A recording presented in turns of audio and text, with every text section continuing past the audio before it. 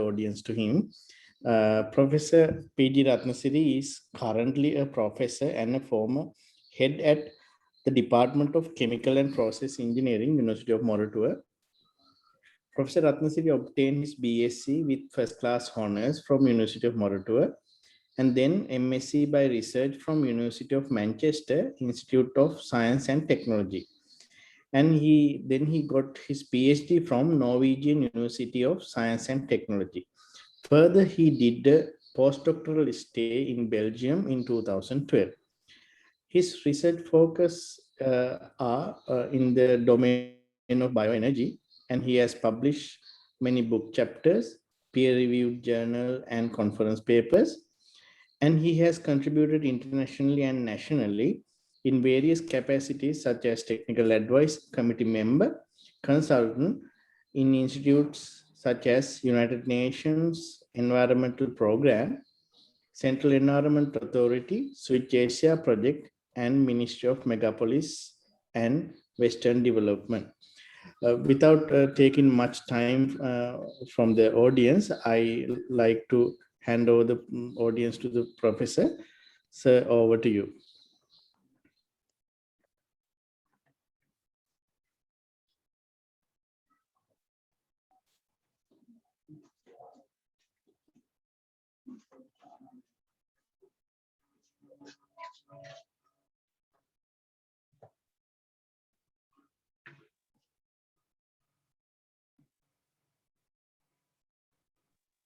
Yes. Hello, Dr. Tushar. Yes.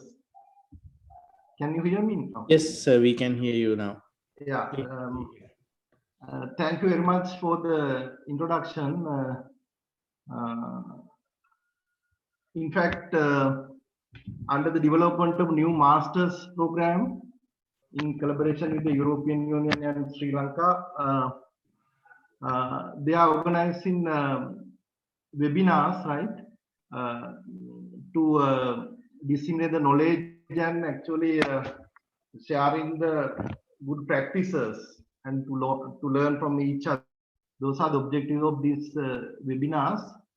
I have been asked to discuss today a little about the resource recovery and bio-renewable energy production from waste. So because of the limited, actually I have I think more than 1 hour. Within this 1 hour, I will try to enlighten you about what we are doing and more about the waste, particularly in the local context.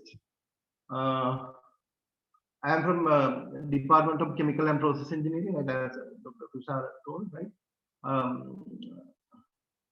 Today, in my presentation, this is the outline.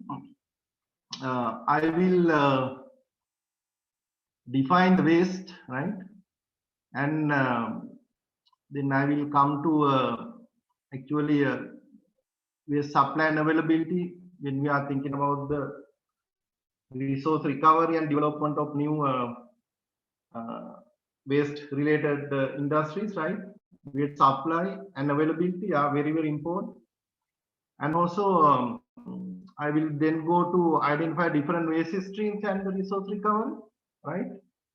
And then I give my attention to resource recovery from organic fraction of municipal solid waste. And I would also like to share with you my experience about the establishment of anaerobic bioreactor at the local municipality, and how we overcome the challenges and real practical implementation. And also we have plenty of resources locally. I will share very few today. And then we investigated resource recovery and energy production from the poultry waste in our country. So I will very briefly overview those informations, okay?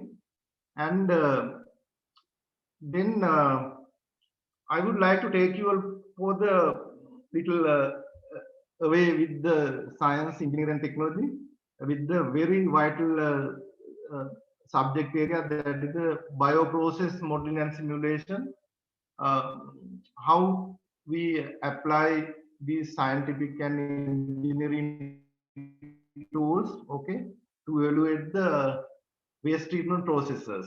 So I will show you how we dynamically model and simulate pilot plant treating food waste, and how we optimize the plant performance using the dynamic simulation. So that is the last thing that I am going to discuss with you all today, right?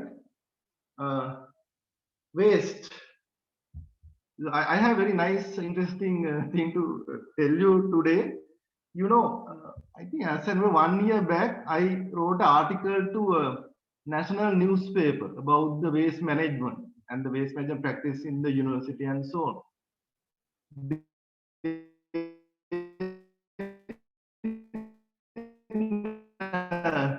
In the canteen, I mean, he asked from me, oh, it is about the waste, no?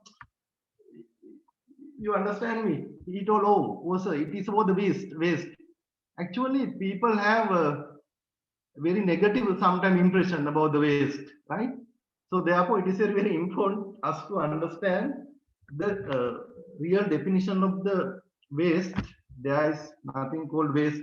Okay, waste is, we define as unutilized raw material. Okay, so therefore we have to change our mindset first of all.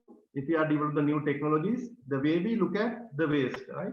It is generally, we can say, misplaced resources. Okay, and we can use this resource as a resource. Okay, maybe residues. Okay, we can convert them into material, energy, and as a value-added products. I think I will. I'm not going to talking about much about the circular economy concepts, right?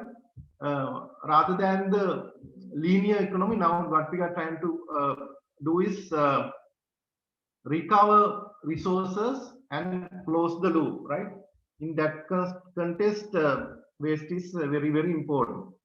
And also, not only the resource recovery point of view, actually, we are, when we are dealing with the waste resource recovery, by indirectly we are doing the waste management. We are trying to find the solution for the treatment of our waste. That is also another aspect. And then even in the Sri Lankan context, you know, we are now talking about the waste to energy. I'm very happy to inform you. Actually, I have evaluated many waste to energy projects came to our ministry, right?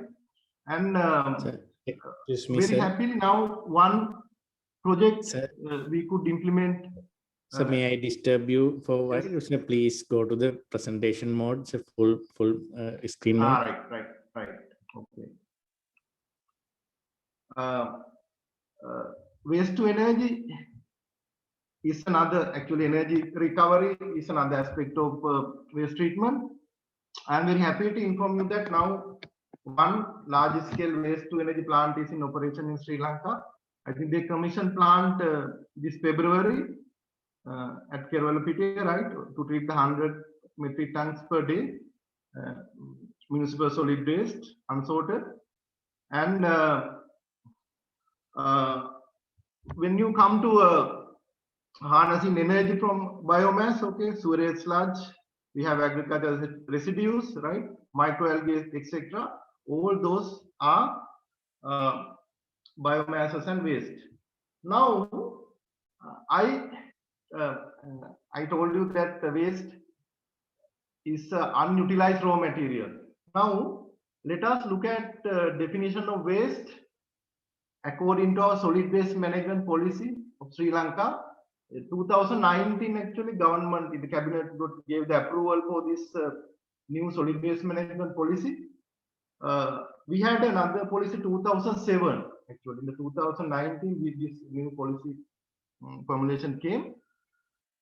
According to this, waste is defined in this policy as any material, substance, or byproduct eliminated or discarded or as no longer required at a particular time and a particular place or format, therefore to be used either as a resource or to be treated and displaced in an environmentally sound manner if it does not have a utility value.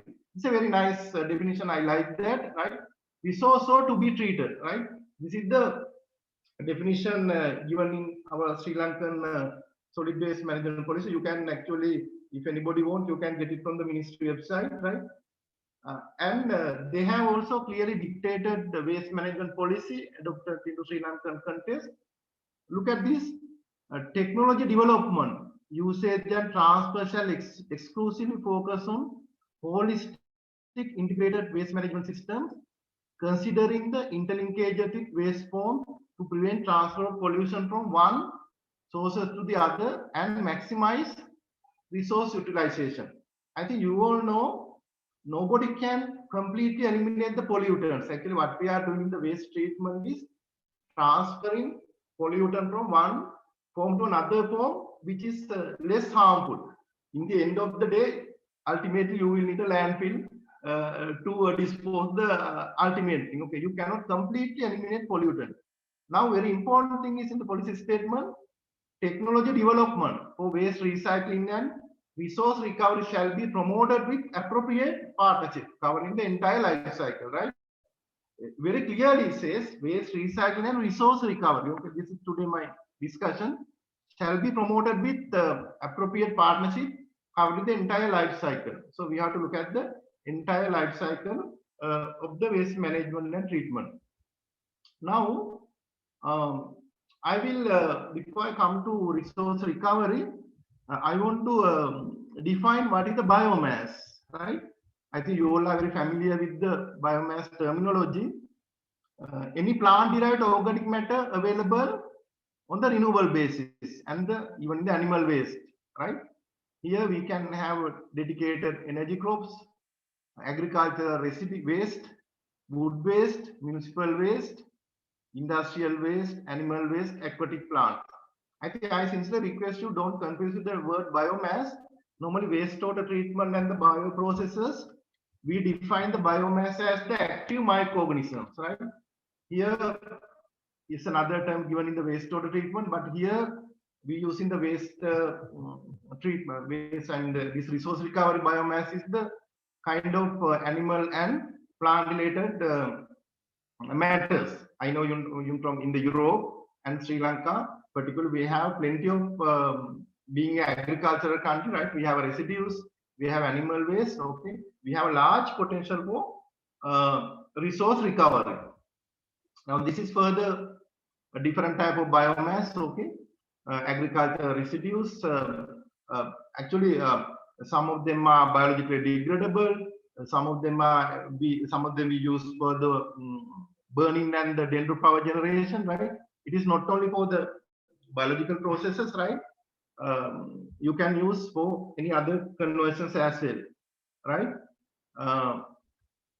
And then when I turn my attention to particular bio-waste generation, I think you all are familiar bio-waste generation from the households, right? And the municipal solid waste, we have a market waste, right? And also wastewater and solid waste from the industries, right? Some industries generate wastewater with the large organic strength, okay, that can be converted into energy and fertilizer. And the market waste, I told you, agricultural residues, and the waste from the slaughterhouse, that is animal killing, okay, animal treatment kind of thing, and the manure, right? Cow manure and pig manure, etc. All these are bio waste, right? And a little bit about the common waste streams, right? Municipal solid waste, I just explained, okay, and the market waste, right? Primary organic waste, leaves, skin, right? Discarded at near food market, okay. Wastewater,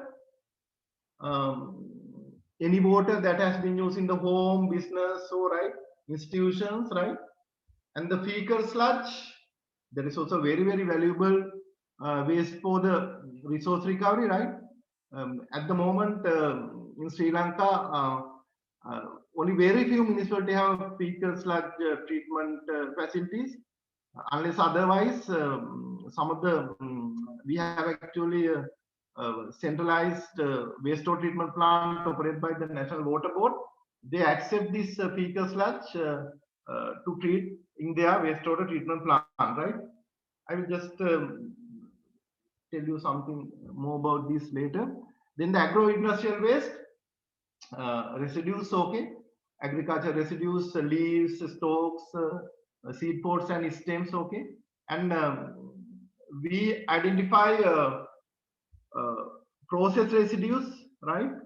And that depending on actually field residues and the process residues. Field residues means after harvesting, what is left in the field, we call field residues. Process residues mean, for example, now we are the University of Moratuwa is just near the Moratuwa area in Sri Lanka. They are having plenty of that wood processing industry. There we generate the sawdust, right? It is the process residue. Sawdust is the process residue.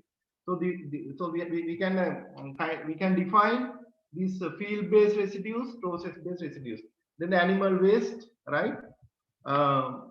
Also, we have some limited animal waste as well, right? In the farming, we have from the cows and the cattle manure. In addition, we have pig manure, right? And the poultry manure as well. And this is also right, just to make you interested about the biodegradable waste, right? You can see market waste, right? Another form of waste, right? And also, you know, that's a very important thing. When you come to wastewater, right? Even in Sri Lanka, we have in industry they have a dedicated wastewater treatment plant. Okay, actually, their major objective is rather than the resource recovery, just to treat the wastewater to achieve the required standard. Okay, to achieve the national regulations. Very few industries are looking at recovery of nutrients from the wastewater, right? I know some of the industries, even they are generating energy from the wastewater, they are not utilizing. Some of the industries they use, right? So therefore, try to look at the wastewater from the point of view of nutrient recovery rather than just achieving the standard for irrigation purposes. So actually inland water bodies or to achieve this standard, right? So wastewater definition is liquid or water carried waste removed from the residences, institution and commercials and industrial establishment together with groundwater, surface water and stormwater as may be present, right? Very importantly, for the sewerage wastewater treatment, like in the Europe, we have not connected our sewerage line entirely to the treatment plant. Like in the Europe, in the municipality, they have their own wastewater treatment plant, but we have a few wastewater centralized wastewater treatment plant, right? Actually, they are planning to have all the houses, urban areas connected to this network and get the sewerage for the treatment. They are very successfully treating sewerage wastewater in this plant even at the moment, right? Agro-industrial waste, I explain you process residues and the field residues, right? Which are further that I don't want to explain you again, right? There are process residues and the field residues as well, right? If you go to a sugar industry, right, there are plenty of sugar leaves and right canes and kind of thing, okay, and even the bagasse. So and the other very important resource recovery material is fecal sludge, right? Or liquid and semi-liquid content of pits and accumulated on-site sanitation installation, because you know even in our houses we have septic tanks. So when we empty our septic tanks, okay, normally these gully bowsers discharge this wastewater into the central wastewater treatment plant operated by water board, right? It is prohibited to discharge this fecal sludge to the environment. Now, you see how they discharge. Actually, in Sri Lanka, we are not doing okay this, but just this is a figure to show you, right? And here, I am showing you a sludge, dried fecal sludge obtained from the our local some urban council, right? They are treating up to certain extent. This is the dried sludge taken from the aerobic following the aerobic degradation, right? This can be further degraded, though. Actually, we can, but there are some restrictions because of the human waste, sludge coming from the human waste. Then people are little reluctant to with these social aspects. Okay, so this I come to later this. So then the market waste, right? Leaves, right? We have plenty of market state in Sri Lanka, right? Which we are not harnessing full potential, right? And the municipal solid waste, if you come to nowadays in my home, actually they are coming twice a week to collect the organic fraction of the waste, and for the non-biodegradable thing they are coming, but nowadays it's a little bit vary. But now in our homes we have very nicely implemented source separation. Okay, so this is the earlier situation, unsorted waste material with the organic and other thing is. But what I have to say, what I want to stress is here that we have a large amount of organic matter in our waste, potential with the resource recovery and the energy generation, right? Nowadays, in our municipalities in Colombo, right, some of them are very nicely nicely separating this waste, right? Now, I am taking little by little to the resource recovery, right? Now, when it comes to resource recovery, we need to identify actual waste streams and what are the I mean we can recover, right? We can recover energy, we can recover nutrients, we can recover organic matter, right? And even water, right? From the we can use the re-water, right? We can reuse the water, right? If you treat the water, we can reuse the water again, right? And so these are the waste streams, right? These are the things that can be recovered as the resources, right? These are the type of resources that we recover, right? Fertilizer, soil conditions, right? And the water use and recycling, right? Now the challenge is how to develop the locally adopted technology, right, to recover these resources from the available waste streams, right? And now here also I would like to show you nutrient recovery from manure. Manure enriched with lot of nutrients, right? We can directly recover nutrient, or we can go to anaerobic digestion and get the digestate. Okay, after the digestion we get the semi slurry that is called the not actually waste water. So you can recover the nutrient, okay, the nitrogen, phosphorus. I know that even in the Netherlands now they are recovering nitrogen, phosphorus from the urine, right? All this they are now focusing developing more reactor configurations for the nutrient recovery rather than the conventional bioreactors. Okay, so nutrient recovery, when you get the digest from the anaerobic digester, it is already actually ionized, and we have a nutrient dissolved, right? That nutrient we can recover, right? Then before I come to waste recovery, I just want to enlighten with you this biofuel, right? Because for the biofuel production we use this waste. Okay, so I think you all know when we transform these biomasses, okay, by the thermochemical or biochemical processes, right? Intermediate products we get gas, liquid, and solid state. We call biofuel, right? And now, for example, we have a gaseous biofuel, produce a gas, syngas, and the biogas. Charcoal is a solid fuel. ethanol and biodiesel are the liquid fuel. My discussion, the resource recovery will today focus on gaseous fuel, right? When I come to bio-renewable, actually, we have the solid fuel production and the liquid fuel production from the waste resources, okay, from the waste streams. Now, you all know biofuels are carbon dioxide neutral, right? Now, before I introduce bioenergy system or biofuel related industry into the operation, right? It is very, very important to know how much available, right? And the collection and transportation cost. I remember when I evaluate one industrial proposal in the ministry, they did not have enough municipal solid waste for the plant, right? And they had to actually transfer from very, very long another district actually, right?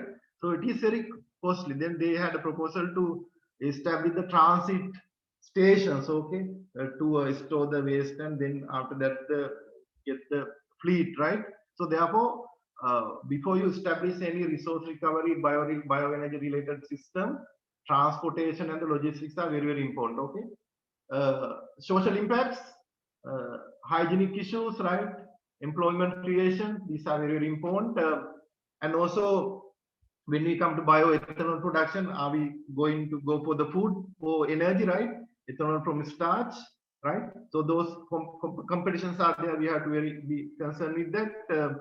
And the impact on the natural ecological system, soil erosion, deforestation, and also when we operate the bioenergy plant, disposal of byproducts from the bioenergy products.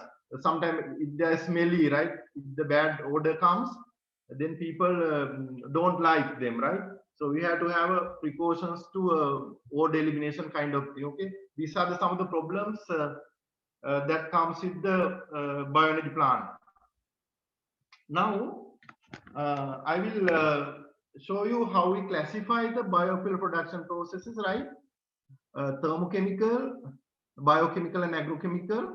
Now you see, we get biomass resources, right? Maybe dedicated plantation or waste, right? And thermochemically, you can do the combustion, gasification, and the thermal treatment, and you will get the gaseous, liquid, oils, okay, charcoal, etc. In the biochemical processes, you get from the fermentation, you get the alcohol, right? Bioethanol, anaerobic digestion, dark fermentation, biohydrogen production, biohydrogen, biogas, they are the gaseous fuel, and the bioethanol, okay, they are also biochemical. That is actually microorganism driven processes. Okay, we call biochemical microorganism driven processes. Agrochemical processes, okay, biorefineries, biofuel extraction, okay, liquid and oil. So therefore, end of the day, whether it is a gaseous fuel or liquid fuel or solid fuel, I can have a heat, electricity, right? Mechanical power, combined heat and power generation. Okay. So this overall picture is very, very important when I look at biofuel production processes. And here the same thing, the chemical, biochemical, and agrochemical, right? I will not take the time. And this is very, very important. If you forget about the waste supply and availability before you establish, you will be in trouble, right? And here we have to know, right? These are some of the key issues and challenges of waste supply and availability. From where do I get my waste? Okay, whether it's by the residential or housing complex or industry, commercial, right? So what is the source of the waste generated? And the availability and the location. Can I access these places? Okay, how the transportation, what is the cost, right? And the accessibility. For example, now different streams may be owned by different, for example, now I remember several years, 10 years back, we want to have a gasification plant for the sodas in the Moratuwa area. Then we met with the mill owners actually. Otherwise, they are just discarding these sodas to somewhere else. But when they feel that these people are going to do something with some economical thing with this waste, okay, they demand money. So therefore, it is very important to know these factors. Even though waste is available, now if it is owned by somebody else, okay, she will ask for money, right? So therefore, it's very important, okay. Competition in the waste system, affordability, right? If then we have to have agreement, okay, please give us the waste at this cost, kind of that. And then the reliability. Actually, whether do I have this waste, right, throughout my operation, sustainability, right, whether it is available throughout the life, throughout the my plant operation, okay, and the suitability, right? There we say to get the fecal sludge from the household, it is different. The even for the same waste stream, you may get the different composition, right? And acceptability, socio-cultural things, right?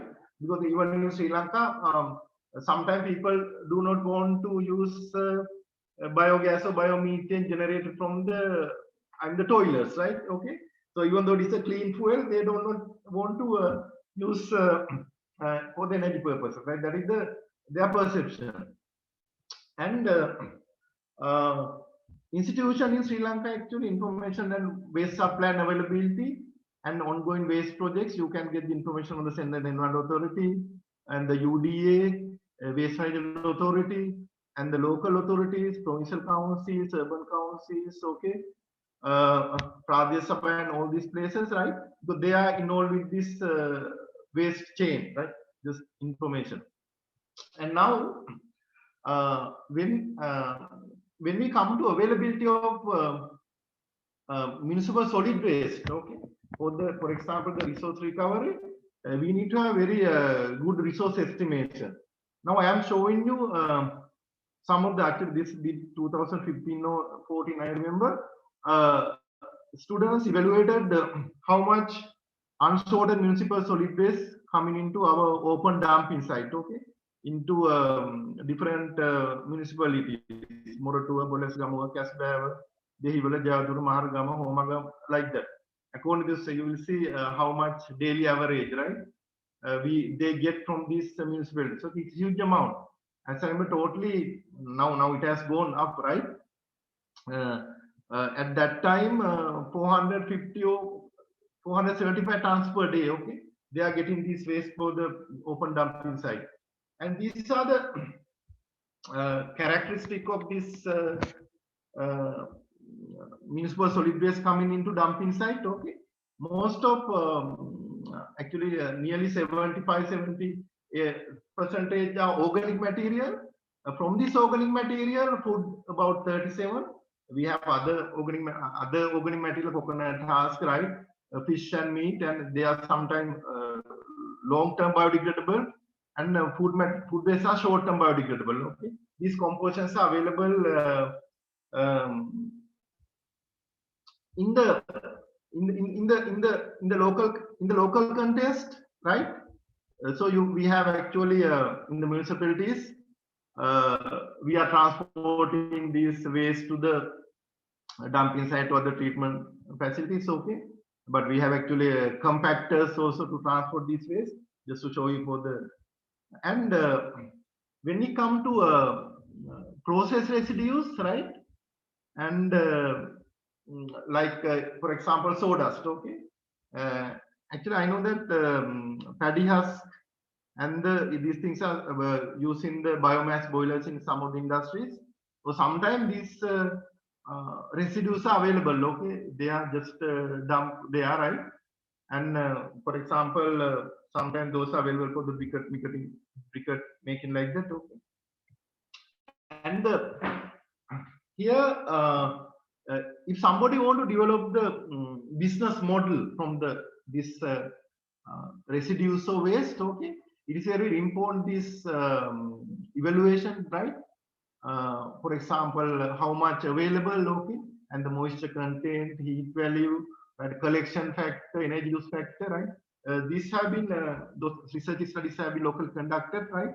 This I am showing you some of the residues and the some organic material, right? Residue to product ratios and the availability factor, collection factor. Ultimately, how much available, for the resource recovery, right? And the even animal manure, right? These are available, research data available, right? Number of animals, I mean, what the fraction recoverable, right? Even the biogeneration potential, right? These are very, very important. These some forecast available available at that time of the 2025, right? I am presenting you up to 2010. Some tools are available, right, for the resource estimation.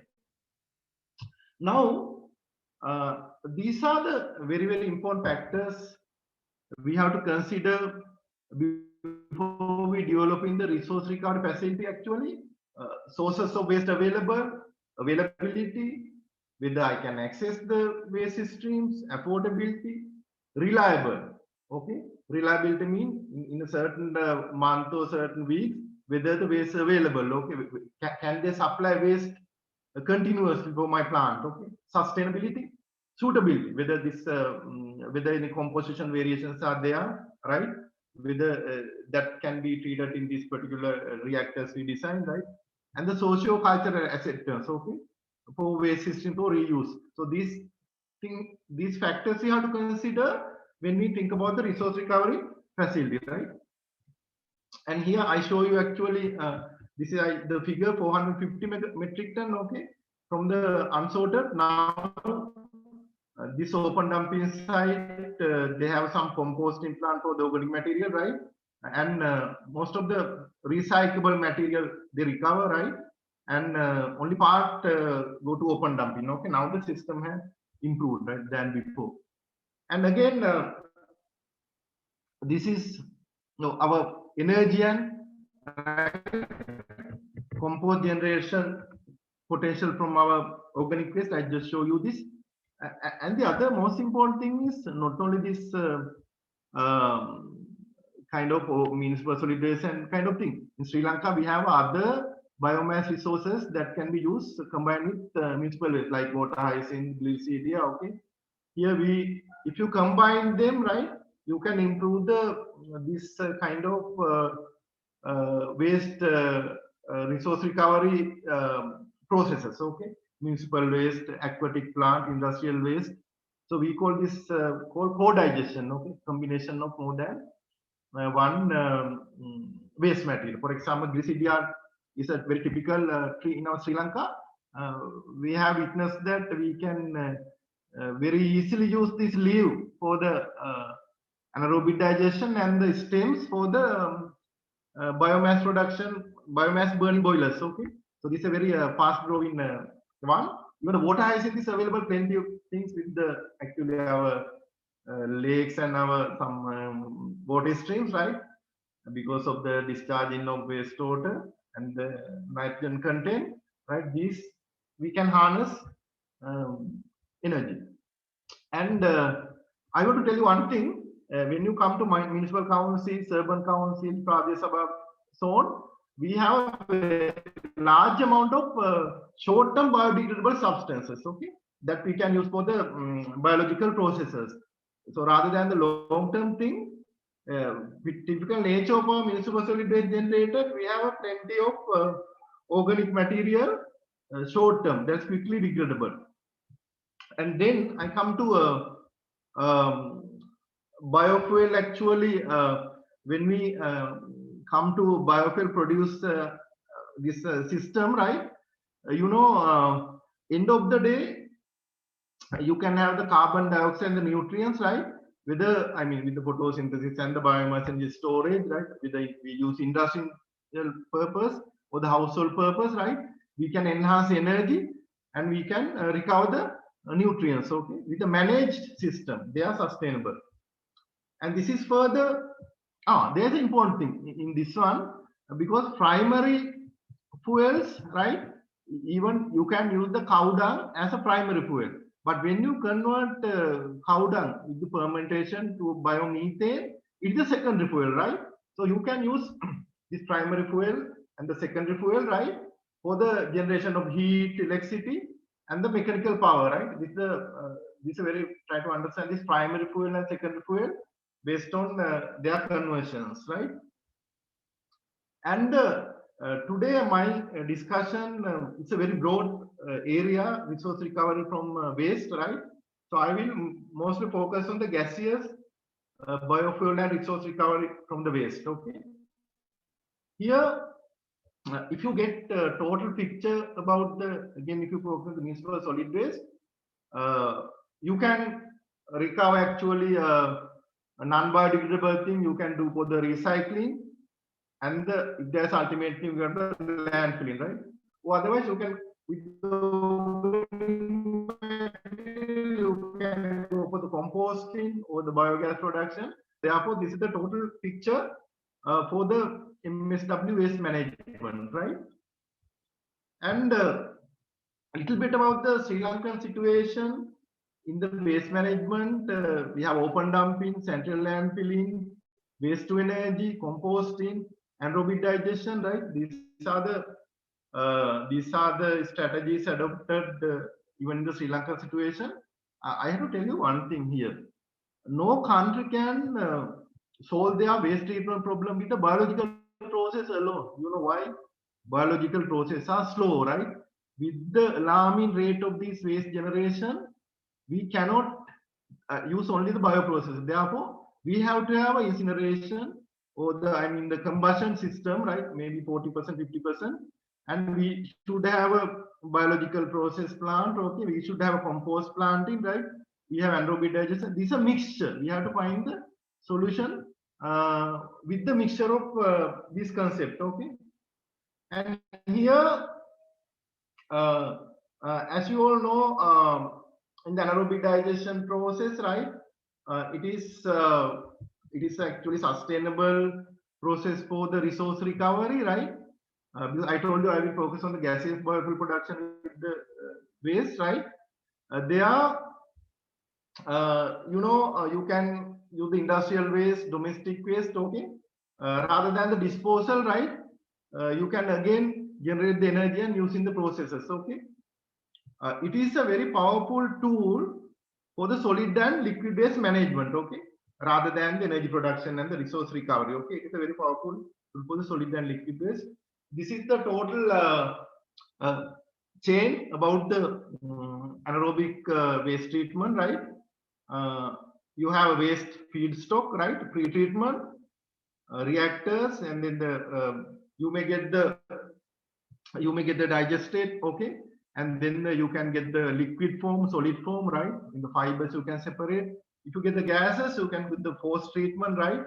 You can burn in the boilers and the gas engine, right? You can use the transportation purposes, right? So there are numerous applications, the gaseous and the liquid phase, okay? And here I am showing you some of the resource recovery and energy production from agriculture residues, straws, right? Here, this is how straw, this is a very old reactor we operate in the University of Moratuwa, right, some time back. And now we have actually, after that, we developed the new pilot plant. You see, even in the traditional, this dry batch system, we are using this straw, okay, to produce the energy and ultimately the fertilizer, right? To tell you, recently, one of my students completed MPhil.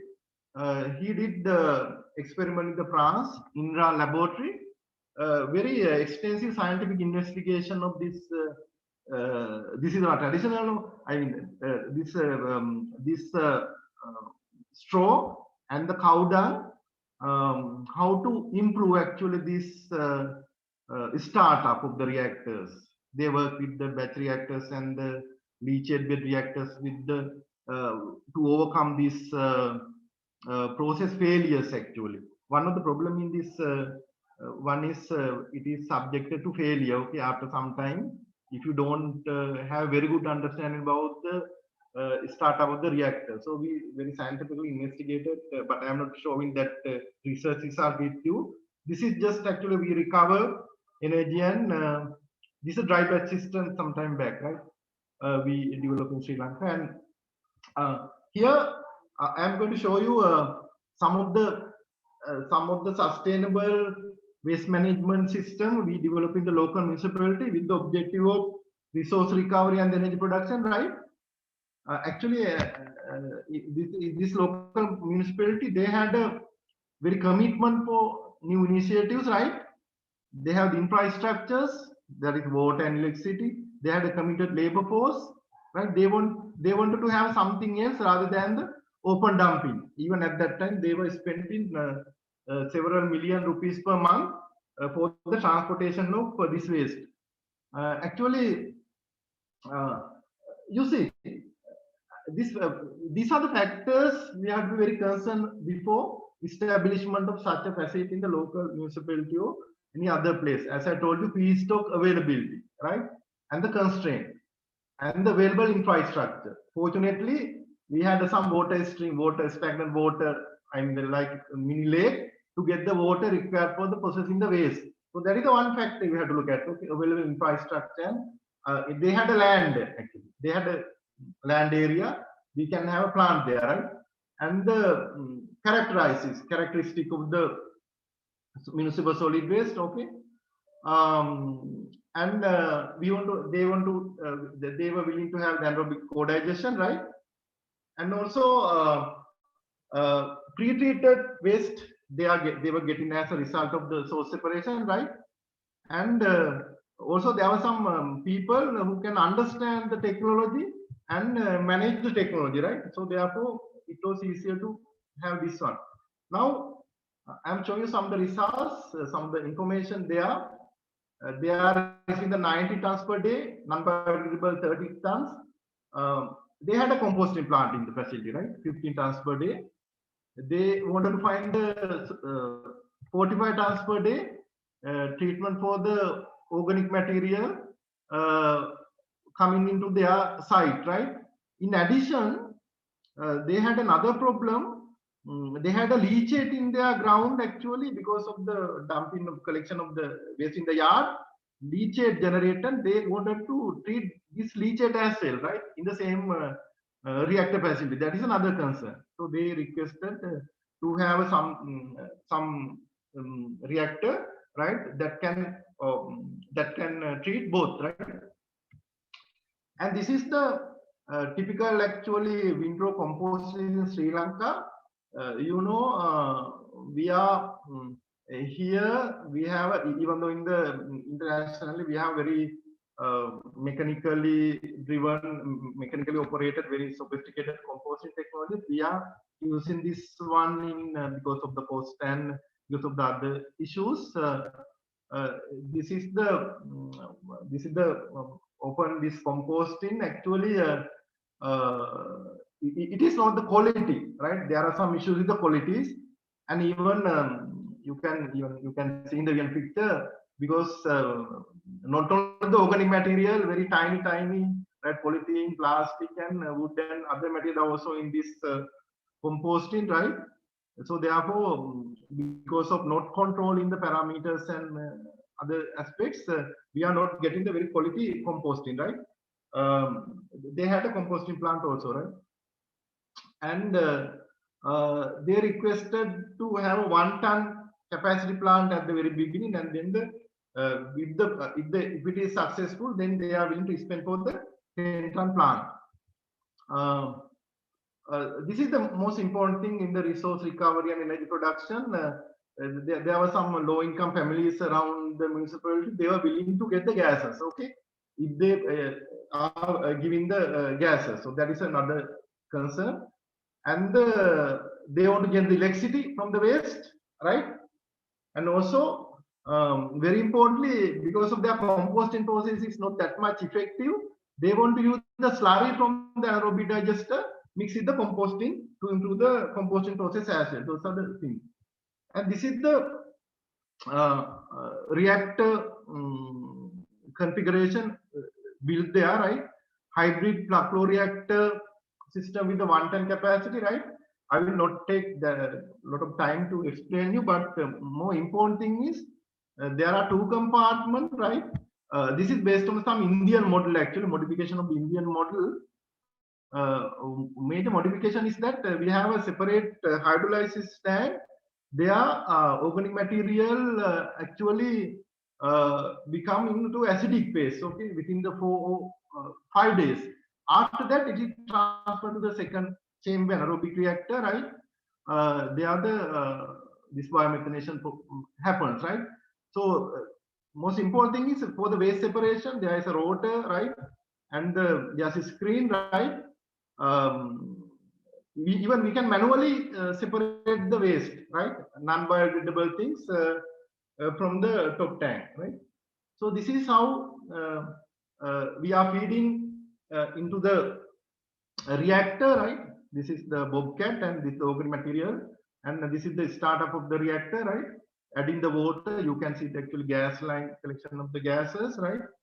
And this is how we transfer slurry into another chamber, and this is the water filling into the chamber, right? In the hydrolysis chamber, right? And these are the gas pipe connected to bottom, right? You can see waste separation, right? Some people are manually collecting some inert thing from the waste, right? The biodegradable material are floating, and actually pumpkins, cabbage, banana, and everything is there. Actually, they will somehow dissolve after 2 or 3 days, okay? Right? And this is the screen there before it transfer, right? It further separate. This is the rotor, right? These are the gas pipes. And this is the desulfurization unit, right? Established with the iron, actually, pieces of names, right? And to remove the hydrogen sulfide in the gases. And these are the leachate treatment where the sand filters, right? It is also the, locally fabricated sand filters, okay, leachate, or the reactor liquid pass through this one, right? And oh, this is nice. This is how we recover energy from the waste, right? They had a 5 kilowatt generator, right? It was very successful, right? And we can generate electricity. So this is actually 1 ton, right? I'll tell you one thing. Normally, 100 tons of organic fraction in the, if you go to anaerobic way, we can get the 1 megawatt. Okay, that's the normal rule of thumb. But there's another important thing. When the this is not electricity for the demonstration purposes, and otherwise actually they are generating hot water and used for the bathing purpose, working in that municipality. Okay, because in the evening they have to wash their hand, the body, and these things. No, for their cleaning purposes they use the hot water, right? So this is how energy generate from the this bio waste, right? Actually, alternative to this kind of middle rate system, not the low rate, not the very high rate, right? There are also proposal for the high rate technology, right? They are instead of this that the sand filters and kind of thing, you can have the following anaerobic digestion. Okay, I think I have to explain you what is the high rate reactors and low rate reactors. In the low rate anaerobic reactors, we are not using mixing and the temperature controlling and other parameters monitoring. But in the high rate reactors, we are under control, right? We can do the mixing, temperature control, and we can monitor the parameters, right?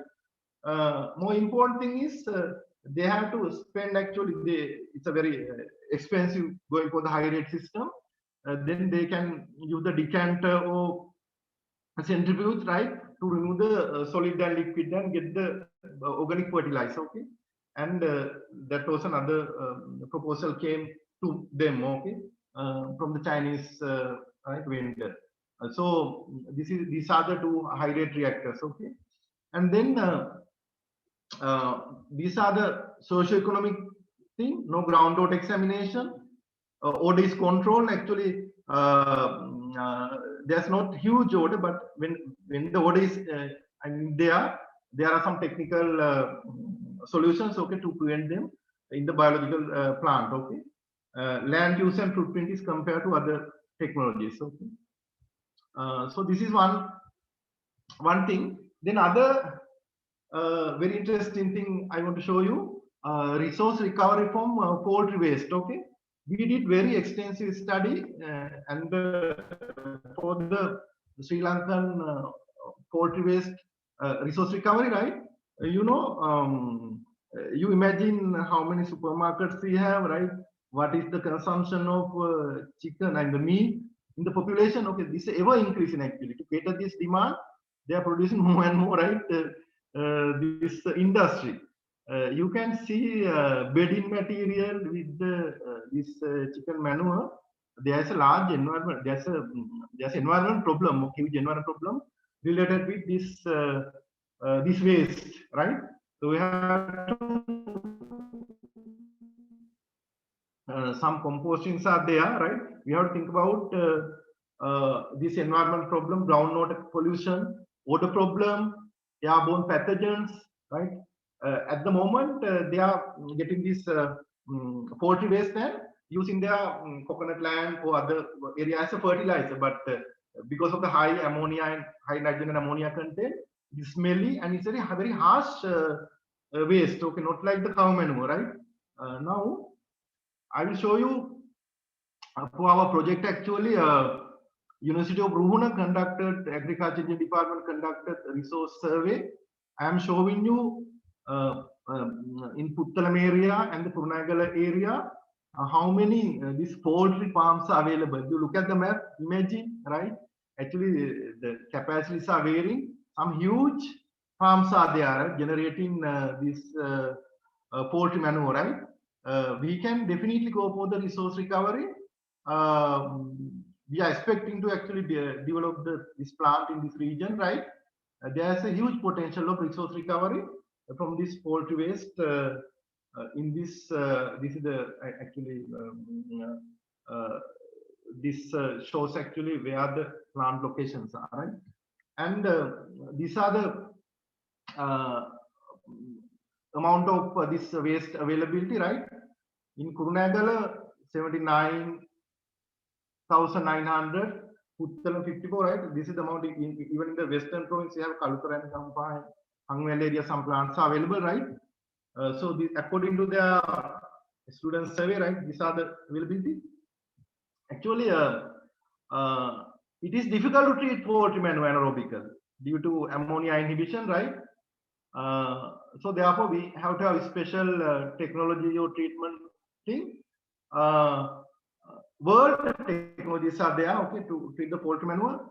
Even if we treat poultry manure anaerobically, actually, we can go for the very large dilution. Then the concentration will decrease. But the problem is once you add more and more water into the feedstock, then there will be a problem for removal of water after the digestion. So therefore, adding water is not the solution. Okay. So therefore, this poultry manure, right? Treatment is very tricky.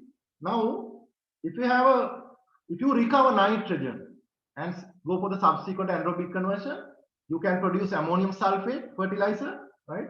Recovery of ammonia from the poultry manure and biofertilizer for the subsequent anaerobic digestion, okay? And the electricity from the biogas. Okay, you can see how we recover. One is kind of chemical fertilizer, the other one is the biofertilizer, okay? Because once you recover the ammonia exists in the soluble form, NH3 form and NH4 plus form, right? That is a kind of equilibrium case in the one. Some microorganisms are available that can hydrolyze these floating substances, okay, and get the dissolved ammonia. And actually, if you go for the air stripping, you can get the ammonia into the air stream and then go for the ammonium sulfate production, right? So these type of technologies are available if people are not willing to dilute, right? So this is resource recovery. It's actually right. Here, I am not. I am not showing you some more detail about our technical things, right? But you see, we can recover, right? This fertilizer and energy from this is only one example, right? We have other resources also in the country, right? convert into valuable resources.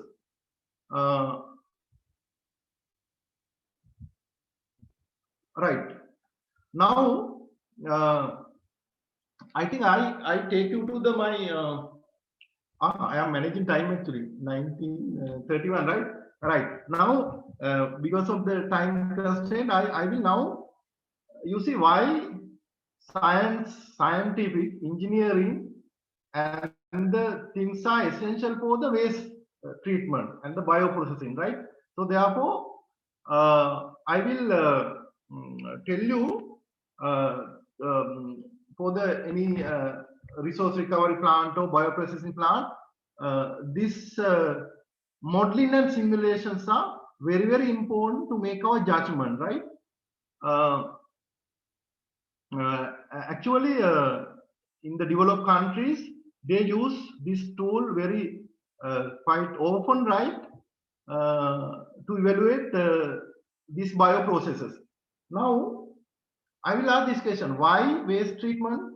Okay, bioprocessing plant model and simulation. Why we need to model and simulate the bioprocess plant? Actually, we can evaluate different design options. Okay, before we do the lab experiment and the pilot plant at the largest scale, and you can even without mixing your lab reactors in the feedstock, okay, you can evaluate how their treatment efficiency, right? How good they are.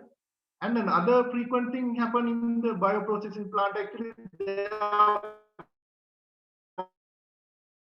vulnerable to failures. Okay, this microorganism related to hydraulic loading or concentration increases. Okay, this kind of failures you can evaluate, and it is economical because simulation is economical rather than the build numerous pilot plant. Okay, operational, it is easier to develop alternative operational conditions. Okay, with the modeling. Scaling now, you can do the scale up with the modeling. Okay, therefore these are the important thing that we can get. So this is actually that I want to show you. This is the fecal sludge that I want to show you from that plant. Okay, from that municipality, right? Now this one I will my object I will show you how to evaluate the effect of sludge recycling in food-based treatment plant, because now even before designing the plant, I can evaluate what will happen to reactor performance if I recycle biomass. Okay, back to the reactor. This kind of thing we can do with the modeling. Now it's a very difficult. Okay, bioprocess modeling is not like a general process modeling, right? We have as a modeler, right, we have to be very concerned about the feedstock, right? Why the characteristic, right? And the total solid content, different, okay, volatile solid content, temperatures, nitrogen, the volatile fatty acid, everything, right? And the process condition.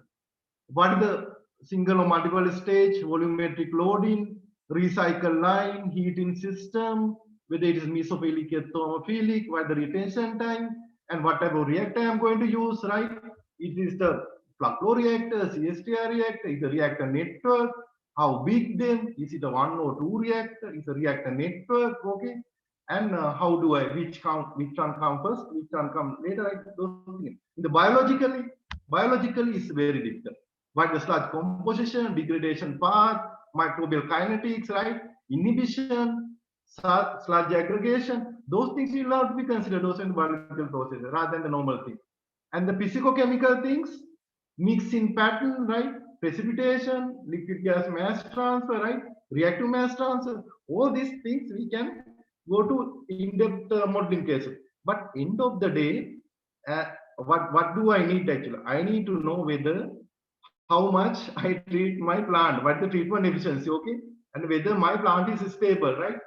So therefore, these are the challenges in the bioprocesses, okay, particularly let us say in the resource recovery, okay, and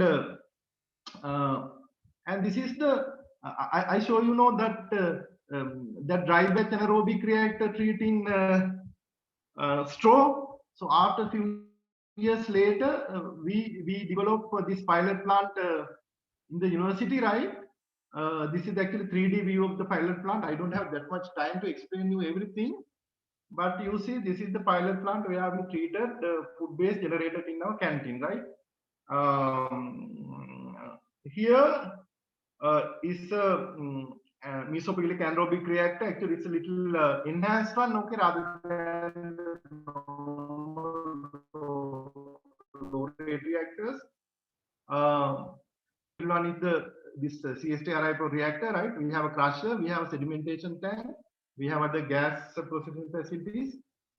Actually, this is how we are pre-treating the waste, right? Before we feed it into reactors, you can see this crushing reduce the particle sizes, right?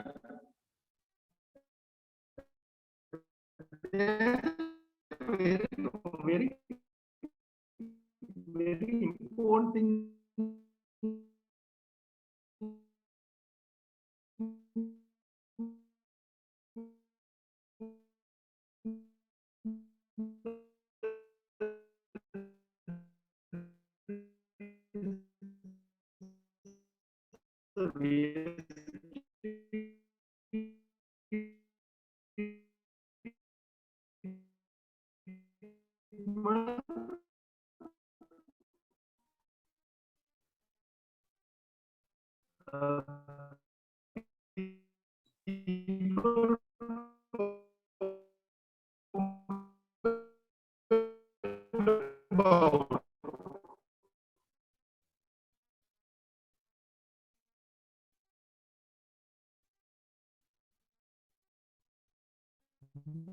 Hardware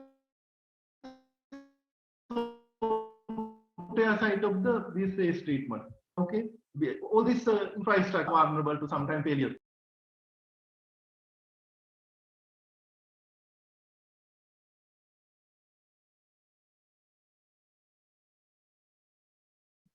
Can I join again? Can I share again? Hello, Tushar.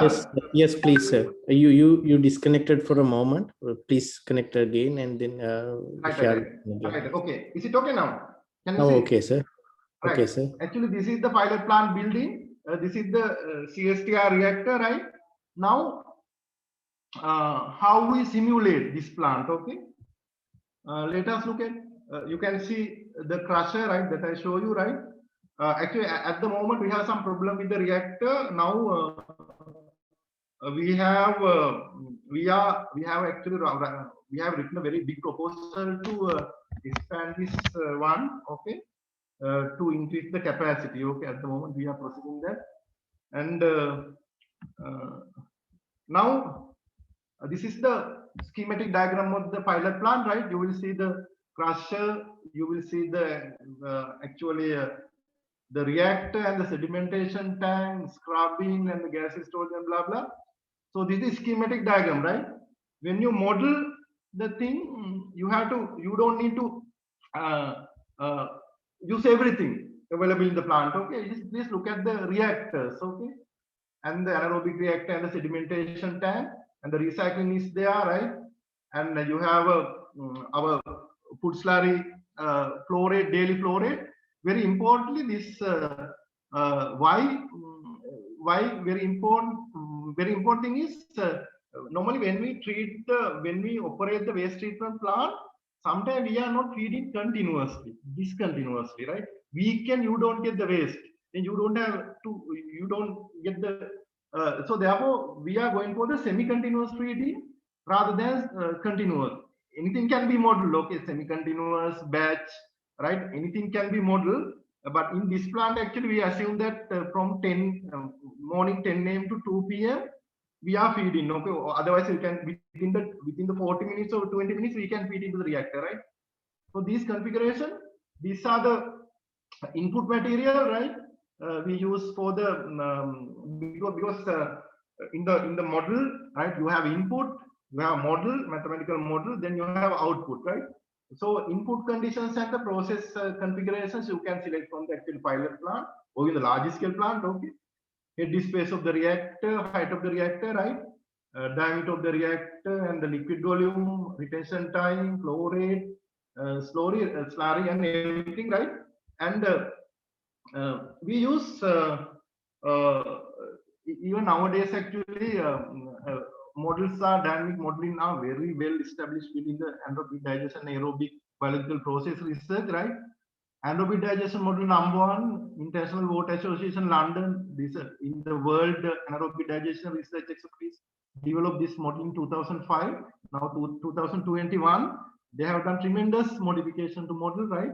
It is not the model actually, it's the guideline, okay? Anybody want to develop the model, they have to write the program, right? They are not giving the model, they are amending the research finding with the timeline, okay?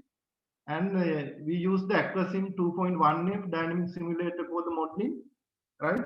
Uh, and then it is also developed by the EVAG, Switzerland.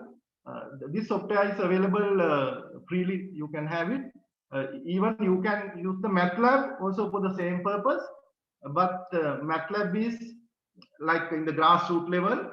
The Aquasim is also a little bit higher because still you need to write the equations, okay? Without having the very good mathematics and things, it is very difficult to even operate the Aquasim, okay? We have to have a, like all the features, most of the features in the MATLAB coming into the Aquasim, but it is more user friendly, okay? Now we did this anaerobic digestion model number one built in the Aquasim simulator, right? And these are the actual, I will go to my, I have few time, very few minutes, right? And this is how we are feeding, right? In the pulse manner. These are the characterization only when look at the carbohydrate, protein, and lipids kind of thing.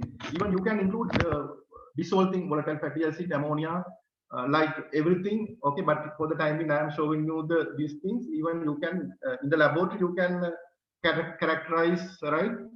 This waste component, right?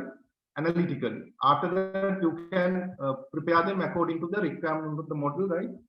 Now, you will see that actually I am not showing you all these numerical things because it's very huge mathematics kind of thing, equation kind of thing. But when we change the solid retention time, actually recycling of biomass, you will see that when the biomass recycle SRT increases, our gas production increases. Okay, we will give them enough time to stay in the reactor. This is actually dynamic response or transient response due to our feeding, right? This is the one thing. Other one is you can actually look at the active biomass concentration in the sludge or in the reactor, right? You will see that we have more active biomass, right? Active methanogens in the reactor at the SRT 40 days, right? So, and also very, very important that is resource bio treatment, failure of the bioprocesses, failure of the resource recovery system, right? And you can drastically increase your organic load into the reactor, then what will happen to your liquid phase and the gas phase? Here you will see that your methane concentration has goes down. Okay, definitely reactor goes down, and then the acidification, your volatile fatty acid has gone up. Okay, you can have the dynamically pH and everything. Okay, pH also dynamical. Okay, based on the hydrogen concentration. Now I exactly came to time actually, yeah, 1945. Conclusions in my presentation. Varying types of in our country waste are available for the resource recovery, right? There's a large potential for the resource recovery. From my experience, what we want is locally adapted, less capital intensive technology. We have to develop for the resource recovery. We are not actually proposing just to bring all this very high sophisticated technology from the Europe and build here. Rather than that, we can some certain part of the plants we can build and fabricate in Sri Lanka, right? So we can get a lot of examples for our MSc program, EUSL-Energy program, from our Sri Lankan experience. So I just actually try to present very briefly and some of the things that we can go very deep in depth. So thank you very much. Okay. for your listening to me this time, right? I am thank you very much, sir. Yes, very happy to accept the questions. Okay, sir, thank you very much. Now the audience can ask question. You can either ask by unmuting yourself or you can use the chat area.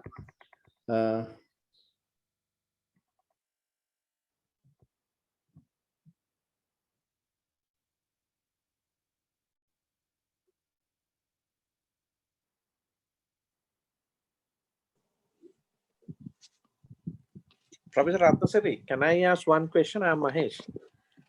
Hello. Yes. One question that I would be happy to answer, ask you is, what will happen if you get more sulfur content? Because I have found that sometimes you get a fairly high content of sulfur going in with our perishable stuff into these reactors. What will happen if you get more sulfur, Professor Rathnasiri? Actually, one of my MPhil student did this effect of sulfur in the treatment of latex waste stored. Actually, she graduated last year. We did a lot of experiment to understand actually this sulfur inhibition, right? This effect of sulfate. Definitely, if you have a very, I have actually research. If you can, I can show you what we found. We tried actually micro aeration to suppress the sulfide production in the liquid phase. What I have to say is that if the sulfur contains actually sulfide, and then it go to hydrogen sulfide, right?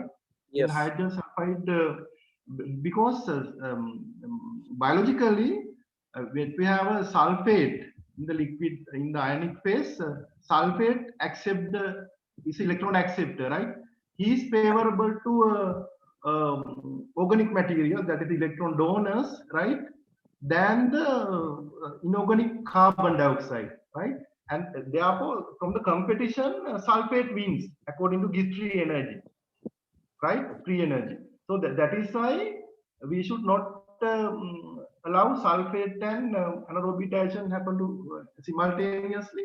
From the competition, they win, right? Then the hydrogen sulfide will generate. Actually, from our research experiment MPhil, she tried to solve the hydrogen sulfide issue. Actually, you know what happened? Protein was hydrolyzing, right? Then more ammonia is coming into picture together with the hydrogen sulfide. So we have to actually suppress the ammonia inhibition and go to hydrogen sulfide. Professor Mahesh, definitely the answer is if the sulfur is there, it is inhibitive. Yeah, exactly. Inhibitive, and methane yield will decrease. Right? Actually, our micro aeration experiment we supplied little oxygen to the liquid phase and also the head space. Also, we could have actually used the membrane also, but we did not try membrane. But directly injected under control amount of air, it is slightly working. Okay, because we could not do it very precisely, right? This micro aeration control oxygen supply. There are techniques to suppress the sulfate inhibition in the process. Okay. But Thank you you. see, in the food base in our university canteen, we don't have that much sulfur, right? Yeah. Not in the canteen ways, but when you get the other perishable from the MSW, definitely you will be getting some of them. So, in your opinion, is there any maximum threshold level that we can take it up? Yes. We can have without inhibition. We can have some extent. Okay. I cannot tell you exactly milligram per liter ppm. Yes, we can manage that. Definitely, that scientific theory works in the practical. Actually, what we observe in the experiment. Very interesting question actually. Sewerage, Professor Mahesh, sewerage treatment anaerobically. The sewerage line, we have a sulfur. You have sulfur, Thank you. Thank you. So there's another question in the chat box by Keshan Samarasinghe. You can. So can you see it? Yes, yes. Yes. Keshan, yes, yes. Yeah.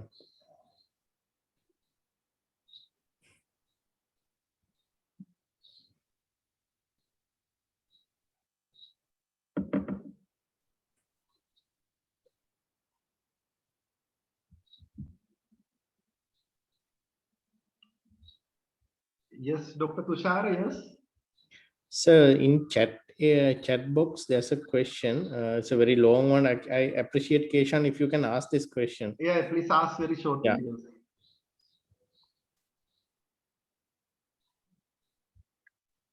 Yeah, thank you, Professor Rathnasiri, for the great presentation. Actually, like we have learned many things last probably 4 to 6 years. So it would be great if you could let us know how could our professionals support government at policy decision level to improve the waste collection and segregation, which will massively improve waste recovery. And I think we discussed probably 2 to 3 months ago. So Yeah, it would be yeah. great if you could let us know. Okay, thanks. Yeah, actually, Keshan, I have to tell you one thing.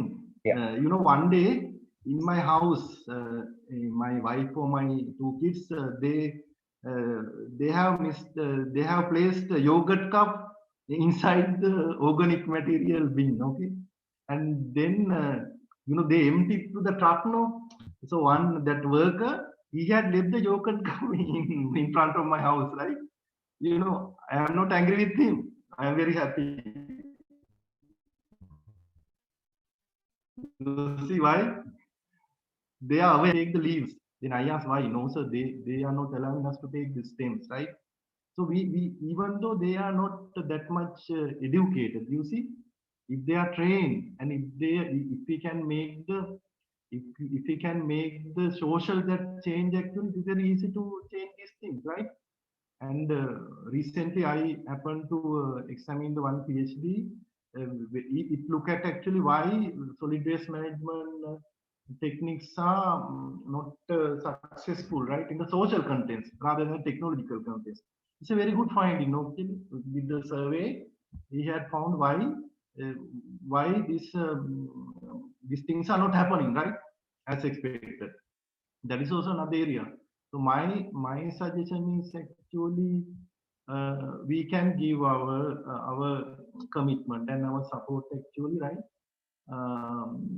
within our periphery, right, to the development, right. Also, we have very good setup, and we can make the people aware, right. That is my belief, Keshan. For the I really happy with the social contest. We have to we have to initiate a very good awareness for program, okay, for this waste management and treatment and the resource recovery, right. I told one person from my university look at me and, oh sir, it is the waste. No, you wrote the article in the paper. How can I I did not agree with him. Like, this is the way we look at the people in the waste problem, right? Kesha, can you hear me? Hello. Yes, sir. Yes, sir. Yes. So we Yeah. have to change the mindset. Okay. Exactly. Thank you very much. Right. Yeah. Sure. Thank you. Thank you for your. Thanks.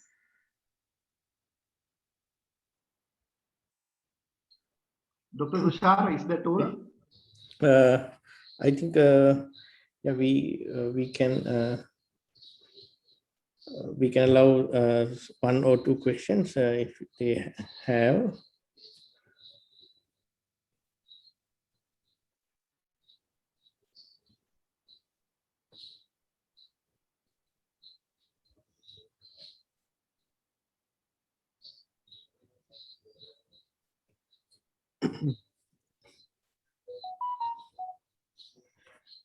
It seems like no questions, so I think we can wrap up the webinar for today. Sir, Professor Rathnasiri, sir, it was a privilege listening to your online lecture.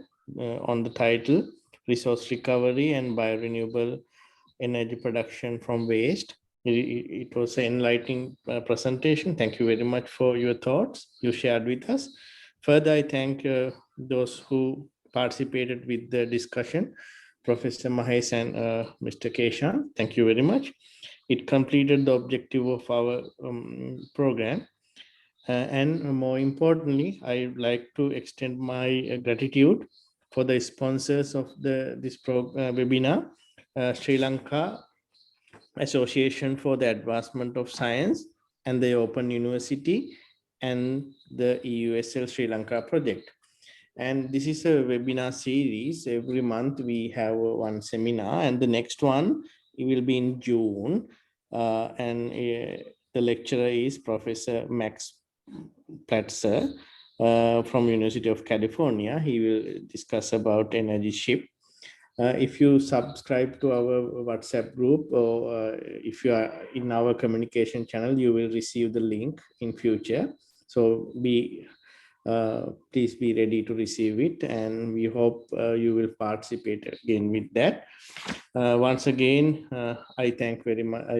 I say thank you very much, Professor Rathnasiri, for your time, and all of you. Have a good night, sir. And okay, thank you very much for everybody listening to our presentation. Thank you very much. Hope to see you again. Thank you all. Good night. Thank you very much.